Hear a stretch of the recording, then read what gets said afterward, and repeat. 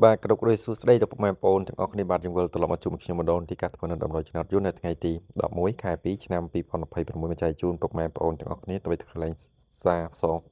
សំណាងទាំងអស់គ្នាបន្តទៀតផងបាទអញ្ចឹងគឺ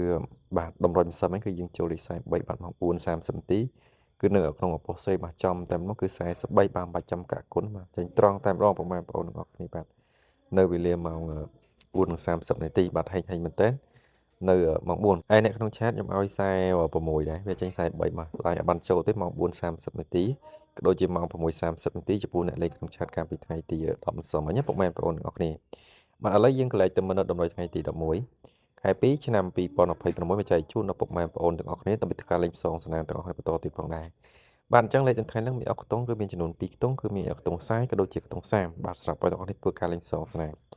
បាទបើឆ្លាញ់ខ្ទង់40អុកខ្ទង់40បុកលេខ44 46បើឆ្លាញ់ខ្ទង់30អុកខ្ទង់30បុកលេខ34និងលេខ31បាទចំពោះខ្ទង់30លេខត្រឡប់ខ្ទង់40និង30មានដូចជាលេខ64 30 43និងលេខ13បាទចំពោះលេខត្រឡប់ខ្ទង់40ក៏ដូចជាខ្ទង់30នៅថ្ងៃទី11ខែ2ឆ្នាំ2026បាទរីឯពុកម៉ែបងប្អូនបាទចំពោះពុកម៉ែបងប្អូននៅថ្មីដើម្បីតាមដាននៅដូចក្បាលជារៀងរាល់ថ្ងៃពុកម៉ែបងប្អូនកុំភ្លេចចុចសញ្ញាមេដៃបាទ like ទាំងលើទាំងអស់គ្នាម្នាក់មួយហើយអ្នកអត់ទាន់បានចុចរូបកណ្ដឹងបាទ subscribe បាទចុចក្នុងម្នាក់មួយដើម្បីងាយស្រួលការតាមដាន comment ក្រោមវីដេអូ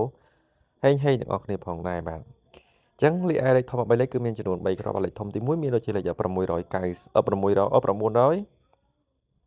964បាទ964បាទ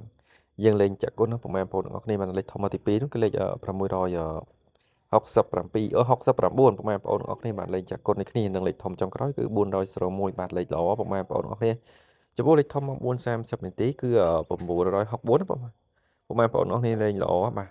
គឺមក4:30នាទីប៉ុខខាងក្រោម BCD បាទទាំងអស់គ្នាមក4:30នាទីបាទនេះឯ